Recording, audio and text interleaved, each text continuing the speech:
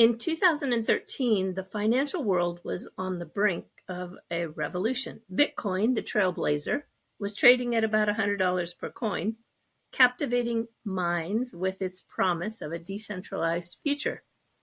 But as the world watched Bitcoin, another innovation was quietly emerging, an idea that would challenge the very foundations of global finance. This is the story of Ripple, or as it was originally known as, OpenCoin. These are some of the earliest clips from Chris Larsen, the current chairman of Ripple Labs, talking about the math-based ecosystem that was inspired by Bitcoin, but aimed to do more. While Bitcoin sought to revolutionize currency, Ripple envisioned a payment system full of all currencies, utilizing a global ledger powered by consensus rather than miners. Larsen and his team believed that this HTTP for money could save billions of dollars, align payments across the globe, and become a public good, transforming the entire banking system. With a business model that was built on trust, utility, and liquidity, OpenCoin retained 25% of XRP to fuel its mission, fund operations, and reward its early investors. Their goal? To create the first and best global payment rails, challenging the powerful incumbents and setting the stage for a financial game changer. This is where it all began, before Ripple was a household name, before XRP was a top cryptocurrency, and when a small team dared to reimagine the future of finance.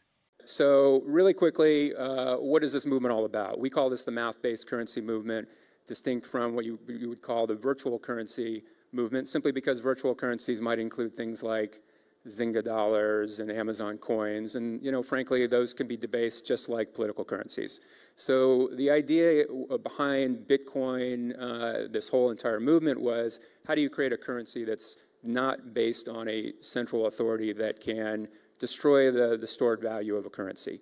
The problem you're trying to solve is the erosion of trust in political currencies. The solution is, can you build a new currency that has nobody at its center? So it's simply based on a math relationship of, let's say, servers in a distributed protocol. So the analogy would be kind of what gold is. When you think about why was gold a currency, it's because there's nobody behind that either. It was simply a math relationship of protons in a gold atom. And that's the idea here. So a single amount, none more can ever be created, fundamentally deflationary currencies. That's where this all began. So I think probably safe to say the two major iterations of this math-based currency movement are, first of all, Bitcoin. It's the one that started all this.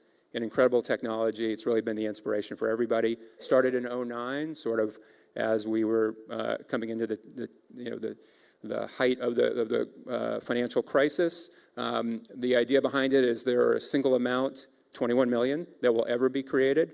They currently trade at about $100 per Bitcoin, so basically 1/100th of a Bitcoin per the dollar, about a $2 billion market cap. It is a payment system as well, but it's a payment system only for Bitcoin. And Bitcoin does rely on central exchanges to make the foreign currency translation to other political currencies. It's also the way you get sort of cash in, cash out of the system. Ripple was launched this year. We've been building it for about 2 years. There's 100 billion ripples that will ever be created. Again, none more can be created. Trades currently at about 60 XRP, is the other name for Ripple, to the dollar, so about $1.5 billion market cap roughly of the ecosystem. It's a payment system as well, but it's a payment system for any currency, which I'll get in a moment, we think is kind of the bigger opportunity here. We don't need central exchanges in the Ripple system. There's actually a distributed currency system built into the protocol itself. What you do need, though, are gateways as sort of the cash-in, cash-out mechanism. Let's see if we can go here. Okay, so both of these systems, whether it be Bitcoin or Ripple, course, the big technology challenge is, well, how do you confirm transactions when there is no central authority, right? There's no PayPal here. There's no Visa or MasterCard to approve transactions. So how does that happen if nobody's in charge? That's a really hard problem to solve. And that was one of the incredible things about Bitcoin is they solved it in this amazing technology called mining. Mining is really their method of confirming transactions. The way it works is basically a bunch of really fast computers run by people are competing to solve a mathematical problem every 10 minutes or so, or on average every 10 minutes. The fastest solution sort of wins the pot. Currently they get about 25 Bitcoins as a reward for that. So that does take about 10 minutes, and that's maybe one of the things we think can be improved on that system. 10 minutes on average is a long time. In the Ripple system, we have a different method of solving the confirmation problem, or what we call the double spend solution. We call it consensus. Basically, Ripple is a global ledger. That's why you can have multi-currencies in there. The process of consensus simply means when the majority of servers that are validators in the network reach a consensus, then a transaction can be approved to be added to the ledger. And what happens is servers will have different, what we call unified node lists, which are basically groups of servers you're watching. Different validators might have different node lists, but the way it works is you sort of get a hairball of different node lists that are intersecting. So it's sort of mathematically certain that the entire network will reach consensus. That's the whole idea. Both systems are peer-to-peer networks, so the way to think about these, again, they don't run on no central servers controlling them. That's the whole point here, right? So no central authority can debase the currency or change the ledger of the payment system. So both are peer-to-peer networks wired together through a common protocol. And as you can see on the bottom, anybody can build an application on top of them. That's the beauty here, right? Anybody can take Bitcoin today or Ripple today and build an entire banking infrastructure on top of it, really without anybody's permission, without the need to pay anybody any money, and without fees being collected. So they're free payment rails for e-commerce, basically. So the benefits you get, totally global, basically free, irreversible, so it's like cash, and fast. Obviously a good thing. The players in these markets and how they're regulated, a lot of new regulations are coming down today. We can probably talk about that in depth. But it looks like things are breaking into these 4 different categories. Users, which are buyers, sellers, merchants, private market makers. It looks like the regulators, at least in the US, and that's kind of the key regulatory structure globally for this industry. It's okay now to use these virtual currencies, math-based currencies, for goods and services. That's a pretty big step. That just happened in March. Second, exchangers. Obviously, that's going to be central exchanges, which are exchanging for other people. If you're exchanging for yourself, it looks like you're going to be in the user category.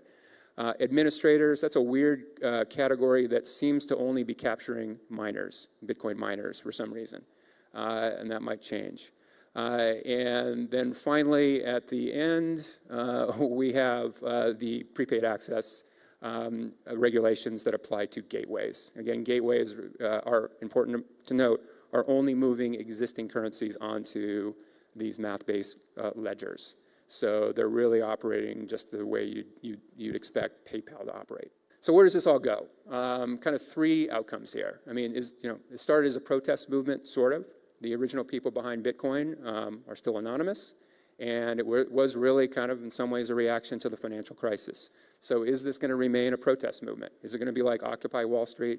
Is it going to have the same outcome and kind of know what happened there? Or is it going to be something more than that? Is it going to be ending up as e-gold? A lot of people are looking at this really as a way of storing value as distinct from paying for things. It could certainly go there as well. That's sort of interesting. But we think by far the bigger opportunity here is this is an opportunity to flatten finance. If you really look at it, the world we live in today is a completely wired global marketplace. Everybody, no matter where you are, has access to a global marketplace if you have the internet. That's incredibly powerful. The problem is payments don't work that way. 20 years into the internet and finance has not changed. It is still the old broken, fractured, country by country system that it was 20 years ago. And that is a huge drag on the global economy today. So the opportunity here, what math-based currencies really are, I think, are the way finally to align payments to work the same way the global commerce market works today. That could add billions of people to the global economy. It would save hundreds of billions of dollars. That's the big opportunity here, and that's the thing we're most excited about. So basically, can you wire together all these fractured payment systems? Can somebody using M-Pesa pay somebody through ACH or through SEPA? And if you can do that, then basically, oops, went too far, you basically have HTTP for money. I think that's what this is all about, but we kind of don't know yet. So there's kind of two layers that are going on here. One are the protocols themselves, the Bitcoin protocol, the Ripple protocol. Again, look at those as public goods.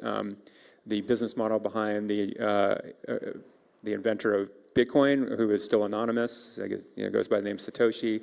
It looks like he kept about the equivalent of maybe 10% of the Bitcoin's total. Looks like they've never moved, so we don't know what's going to happen with those. You can see them in the blockchain. But that was sort of his or her or their business model. Ripple is being created by a for-profit company called OpenCoin. That's the company I work for. We're sort of software producers. We're making the protocol. Our business model is we're keeping 25% of the XRP that exists, and we'll use that to fund operations, repay investors, pay employees. That's our business model. The second layer are companies that are building around the protocols. They can make money just the way existing fintech companies make money. So, for example, gateways that integrate to Ripple can charge for cash in, cash out, settlement, transfer of payments, just like a PayPal would, for example. So that's unlimited opportunity there. That this is much more about the payment system. And I think people have realized over the last 20 years, you just can't really change finance in a central kind of paradigm, a central server, a centralized company. You're just going to get bent by the powers that be. The incumbents are too powerful. The regulations are too tough. That's why you don't see a lot of innovation in fintech coming out of Silicon Valley. Surprisingly little, given how huge this market is, given the amount of friction, the amount of time that we spend on games and entertainment in this valley, and then we ignore things like fintech. I mean, it's shocking. So what the beauty here is for like the first time, a distributed system in finance, this really could be the final game changer. And if that's true, the amount of money you're talking about saving the world, and the amount of money people that can come into commerce is just enormous. So I think what you're going to see is, we talk about why people here want to use Bitcoin or Ripple. Maybe the early use cases aren't so powerful here. We have a lot of options. But people in Africa, and India, and China who are left out of the marketplace, that's where you're going to see, I think, the big use. And you may not even see it in like the word Bitcoin or Ripple. You're just going to see a lot of developers building on top of these rails. It might be totally invisible. You just know that it will suddenly be available. Just the way Google became. And imagine if Google had to go ask the New York Times for permission to start a search business, right? It never would have happened if they had worked through the existing rails of news. They could only do it because they had these new rails of HTTP. And that's what this is. So anybody can build on top of it. And one other thing to add is, again, as the math-based currency movement, as a payment system, you don't really have to even think about these new currencies. So the new currencies, Ripple, Bitcoin, are very interesting, but it's kind of a whole separate thing from the payment movement that this represents. So you can use these systems with dollars, euro, renminbi, whatever you want, Zynga dollars, Amazon coins. They're moving in a direction where they're flexible enough to be able to be used with your preferred currency, which should really increase adoption, right? So a merchant doesn't have to think about the currency risk of Bitcoin or Ripple. They can just simply use them as payment rails in whatever currency they want to accept. That's a really important point, that there are two things going on here, currency and payment system. One of the reasons why a lot of people like Bitcoin, the kind of political belief in the system, it being stateless, and people really being excited about that. I mean, that is threatening for states, that you have a currency that they can't control. At what point would Bitcoin grow to what growth would have to happen for US or China to get upset about Bitcoin and to really crack down on it? I think this is more of a positioning problem. Like right now, China is that's where we're getting most of our traffic right now in Ripple, and that's happened in the last month. And 3 months ago, you'd have said China would have been the last place. The government would have never allowed this. But it looks like it's sort of happening there. But if you start talking about killing the dollar, killing the renminbi, destroying central banks, you are not going to have a lot of success there. So if you talk pragmatically, I think everybody gets that this is about commerce, and that's a good thing. As far as the central banks, is there really an issue here? There really isn't, in my view. Every country already has to compete. The dollar has to compete with the euro and the yen, and there's already tons of movement of this. So it's no longer a world where each country has its own currency. They're already competing, viciously. So it's no different. It's just a complementary currency within an existing global currency system. Okay. Might be a country that is high in deficit and they're looking for ways of funding, because I think this also brings up a lot of tax issues as well, capital gains, capital loss on revenue generated from Bitcoin profits. So it would be interesting to see where this takes us. Where do you think the opportunities are right now? I know there are a lot of entrepreneurs in the audience. So looking at the Bitcoin system right now, like what are the problems? What are the opportunities for people that are building businesses? What could they solve?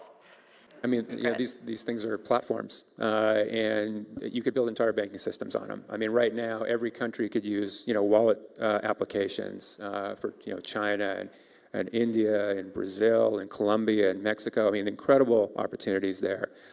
People could build entire new sort of remittance companies. You could probably duplicate what Zoom is doing today. It would be way more competitive. So huge opportunity, and it's available now. I mean, you don't need to ask anybody's permission. You can go into the Bitcoin protocol, the Ripple protocol, and you can do whatever you want. Yeah, I'd say, again, it's an overall movement, the math-based currency movement, not necessarily a Bitcoin movement or a Ripple movement. So it's kind of which iteration of the movement, whether it be Bitcoin, Ripple, or something new that we haven't seen yet, is going to have the best combination of three things: trust, utility, and liquidity. Trust is sort of in the fundamental technology. It's more trustworthy than existing systems. Utility it's all about kind of paying multiple currency. Is it fast? Is it inexpensive? What are the cash in, cash out methods? What are the exchange like? Who's accepting it? Liquidity is going to be market makers. Who's making a market in the currency pairs? So it's whatever iteration gets the best combination of that sort of first.